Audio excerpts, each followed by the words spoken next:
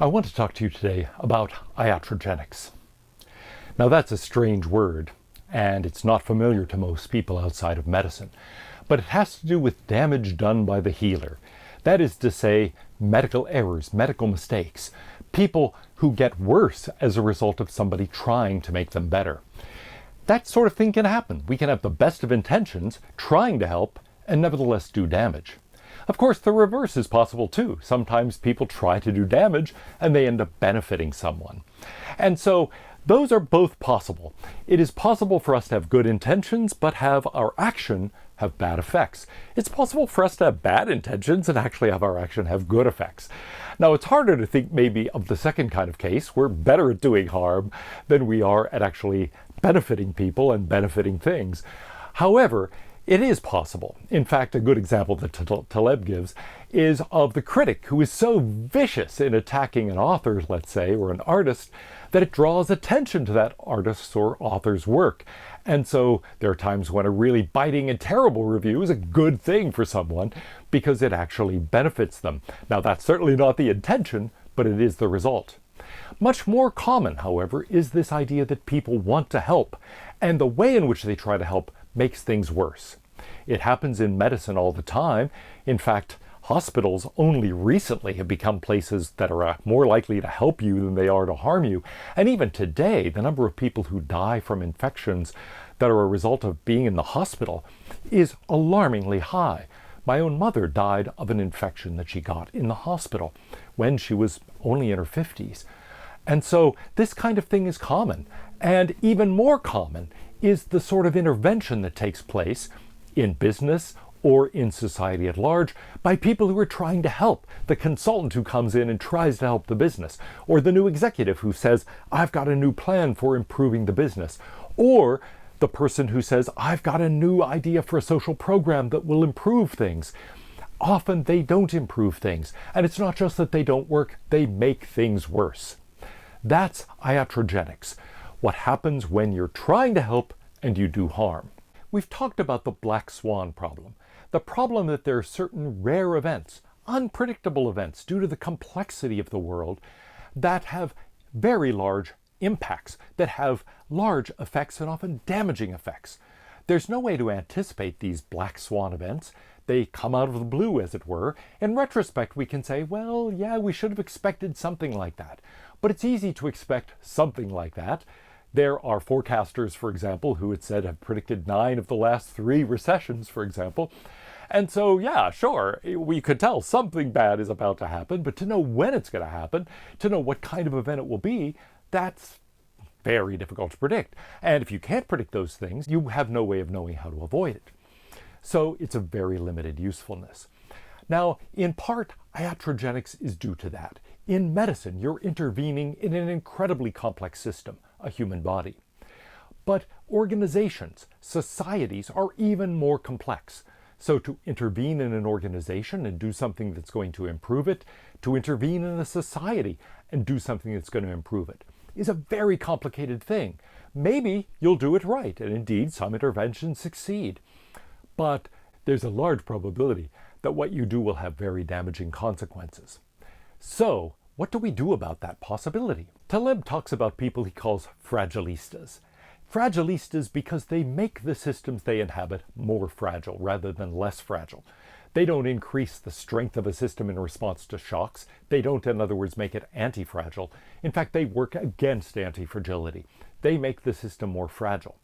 Why? Because they try to act as if it's under control, as if they understand it. But that's a huge mistake. People like that overestimate the reach of scientific knowledge. They think they can understand a very complex system. They think they can anticipate and control volatility. They think they can eliminate or at least reduce uncertainty, and so engage in rational risk management. Almost always these efforts fail. What they have to recognize is that sometimes, yes, you're in mediocristan, things are bounded by natural things because you allow the system to respond naturally. But sometimes, all too often, you are in extremistan. That is to say, you're subject to the danger of black swans. And the more you try to control the system and control risk, the more liable you become, the more liable the system becomes to that kind of damaging, large effect the black swan event. And so the more unpredictable the system becomes, you do things to increase its predictability. In fact, that's only a sort of limited time offer. In the end, you're making it more likely there will be very large and very damaging disruptions. I think one of the most important lines in Taleb's book is this: for a theory is a very dangerous thing to have. Why are theories so dangerous? Phenomenology, he points out, is robust. It's reliable. But theories aren't very robust. They're highly fragile. They're unreliable, at least for decision-making that involves uncertainty and risk. Now, why is this true? By phenomenology, he just means observation. And indeed, when people are in management positions, for example, they develop a set of internal understandings, a set of skills. Some of these they might put into words. Certainly, often in the time I spent in management, I had the sense that there were things I understood. And some of those I could encapsulate in little slogans. Others I really couldn't. Some of it comes across in commonly understood things like pick your battles. But other things are harder to pin down in words. And you develop these skills often without much of a theoretical background. You can help somebody, you can observe, you can know when that's a good move or that's a bad move. You get a sense of how to respond to a situation, and sometimes you can actually say something about what to do. But that's very different from having a theory. That kind of phenomenology, that kind of experience that you can transmit sometimes to other people, but that you can benefit from yourself, that tends to be robust because it's responding to all sorts of complexities in the world. But a theory tries to reduce things to a few factors. And whenever you're applying things to volatile, uncertain, complex, and ambiguous situations, you're going to find that a theory is more misleading than helpful. Now, sometimes theories are good. I don't want to cast doubt on various kinds of theories in physics, for example, or in mathematics or in logic. Theories can be a good thing. But when we're dealing with matters of the real world in all of its complexity, when we're dealing with sociology, for example, or political science or economics, when we're examining problems within an organization of human resources, for example, or human interactions, or we're trying to understand what kinds of effects a certain social program will have on a culture and a society at large, the complexity is so great that no theory is likely to help us very much. Now, it may suggest some ideas. It may suggest some hypotheses. I don't want to say even there that theories are useless, but they're dangerous. They can mislead us into thinking that all that matters is a few factors that we've identified in the theory, and that we can therefore predict the outcome of our interventions and our actions. Almost always, things are too complicated for that. It's not going to work out. There are too many interdependencies. Too many things are going to react to whatever we do. They're going to react in ways that provoke other reactions. The result of all that is going to be a consequence that we cannot anticipate. And so, as a result of all of that, theories are dangerous. They can help in certain respects, but they can lead us into taking risks we shouldn't take, into thinking we understand things. In the military, it's common to say people go into battle with a plan, but it never survives the first moments of battle, because always things are complicated and the enemy responds. Your own troops respond in ways you did not anticipate. And so all the planning more or less goes out the window after the first few hours, if even that long. And that's something that we have to understand in most of the rest of the world too. We can have whatever plan we like, and sometimes that's helpful. It points us in a certain direction. I don't want to say it's useless, but it's very dangerous. And if we try to stick to the plan, no matter what's happening around us, we're likely to make a lot of mistakes and do a lot of harm. That's iatrogenics again. A nice point Taleb makes is this: an ethical problem arises when someone is placed in charge. Put somebody in charge, and right away an ethical issue arises. Why? Because the person in charge is supposed to do something. And often the best thing to do is nothing at all. Now, we have a sort of saying, don't just stand there, do something. Well, the point of iatrogenics is often the best thing to do is to just stand there. Or in fact, if problems arise, the best thing to do is to undo something, to stop doing something.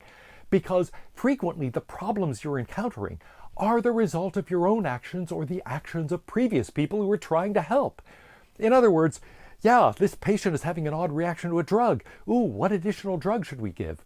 Maybe the thing to do is withdraw the original drug. If something you're doing seems to be causing problems, stop doing it.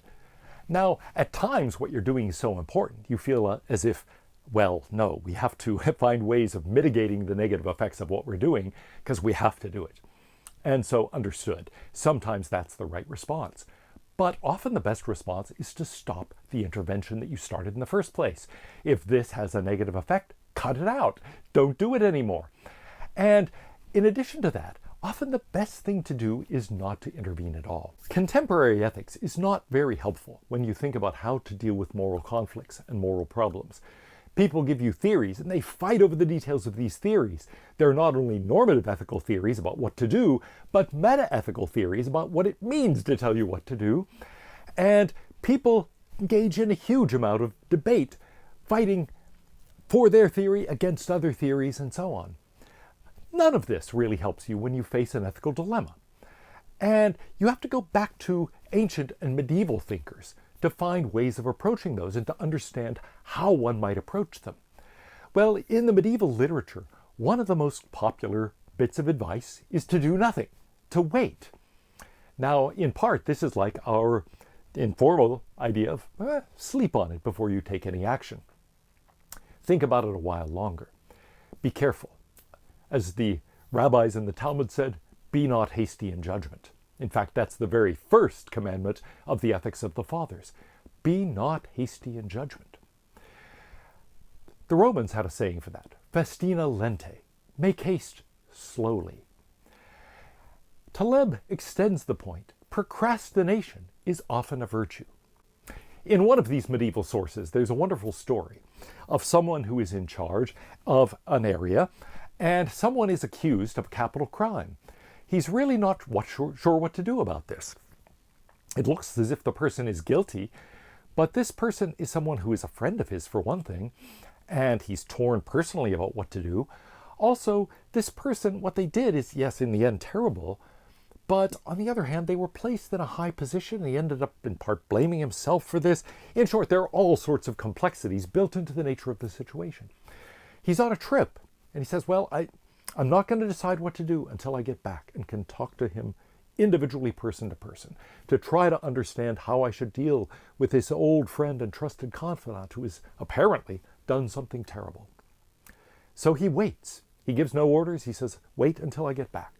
He comes back, and it turned out the friend contracted the plague and died in his absence. So he said, problem solved. Now, I don't recommend necessarily procrastination on the grounds that the sources of your problem may drop dead in the meantime. But the point it's trying to make is you need to know more about the situation before you make any judgment. In other words, an entirely rational response to uncertainty is to wait, to find out more, to gain more information. This is especially true because when we look at data, when we look at information, we have to separate the signal that's actually giving us real information about the world from the noise, from the day-to-day random fluctuations. And that's a hard thing to do. The more data you have, the more you pay attention to the day-to-day fluctuations, the more you're going to be seeing noise instead of a signal. So often the best thing to do is to ignore all of that.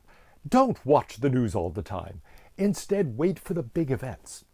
They are conveying real information about the world, but often the day-to-day news, that's really just noise. That's the random fluctuation that happens day to day. Procrastination, then, can often be a good thing. It helps you separate the signal from the noise. It lets you step back and allow the noise to, in effect, filter out because you realize that was random variation. Here's the long-term pattern. When we're caught up in day-to-day, hour-to-hour, minute-by-minute events and getting huge amounts of data, it's very easy to miss the forest for the trees. We are looking at these small-term consequences, these small-term effects, these small-term fluctuations, and we miss the fact that the underlying trends is like this, or that there's suddenly a sharp move that we haven't recovered from. And so it's best actually not to pay close attention. Now, of course, we shouldn't infer from this, ignore data, pay no attention to data. But data is toxic. Too much data, at least, can be toxic. It can be dangerous because it gives us lots of noise and very little signal. We have to be able to recognize what's really giving us information about the world. Once we realize that interventions can often go wrong, that data can mislead us by giving us lots of noise and very little information, very little signal, and once we recognize also that the unanticipated, unplanned, unintended consequences of what we do can be far more significant than the intended consequences, we have to be careful about intervening. That's not to say we should never intervene. Obviously, nobody's recommending that we get rid of the science of medicine, for example, or eliminate physicians. Not at all. But we have to think carefully about when intervention is likely to be helpful and when it's likely to be harmful.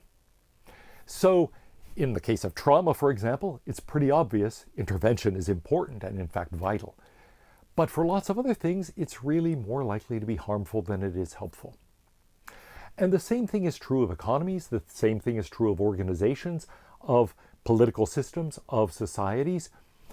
It's very easy to have interventions do more harm than good. So how do we avoid iatrogenics? How do we try to distinguish the cases where intervention is called for from those where it's likely to be damaging? That's the real problem. Taleb gives us a few guidelines, but this, it seems to me, is the place where serious thinking has to be done, and has to be done with respect to a particular kind of system that you're dealing with. So, for example, in general, interdependent parts are dangerous. Unity of systems is dangerous. Let's say you're building a large computer program. If a failure over here causes problems for the entire program, that's problematic. We want to compartmentalize as much as possible. We want things to be modular. We want a problem over here not to affect the rest of the system. In fact, ideally, we want the rest of the system not only to continue to function, but to become stronger as a result of understanding and then avoiding the kind of problem that affected that part of the system. So in general, small is beautiful. We want things decentralized. We want modularity. We want compartmentalization. We don't want top-down unity. It's better to have a loose confederation of things that are exploring things differently, where they can succeed and learn from one another's successes, fail and learn from one another's failures, making the system stronger, rather than have one system that is so interlaced that a failure anywhere becomes a failure everywhere. So we need to be careful about this, but some kinds of limits, some ways of solving coordination problems are very important. Keeping people from colliding and managing concentrations, managing coordination, managing that kind of limitation on the danger one is posing to others, those are very important interventions to undertake. So nobody's recommending non-intervention across the board. But we have to be careful, and we have to develop criteria for knowing when intervention might be helpful and when it's likely to be iatrogenic, when it's likely to do more harm than good. This might vary depending on the kind of system. So it might be that certain interventions, economically, for example, tend to be harmful, but the same kind of intervention within an organization might be helpful because that organization, however complex it might be, is still smaller than an entire economy. That leads us to an important point, which is that these problems do not scale. The solutions do not scale. Something that can work well in a small company does not necessarily work well in a large company. Something that works well in a small country may not work well in a large country. People sometimes point to a system that exists in, let's say, Denmark or Luxembourg or something like that and say, we should use that as an organizational system for the United States or for some other large country. There's a kind of fallacy built into that. What works in a small area may or may not work in a larger area. So this is very system specific. It is very size specific. Solutions do not easily transfer across realms, and they do not easily scale upwards or downwards. So we need to be careful. We're unlikely to develop, in other words, a theory of when intervention is justified and likely to be beneficial. It's going to be highly context sensitive. And so once again, we have to say a theory here would be a very dangerous thing to have. Trust judgment. Trust the sensitivity that people who are skilled in these areas develop. Trust one's impulse to wait and see, to procrastinate. because often the best solution is to do nothing at all.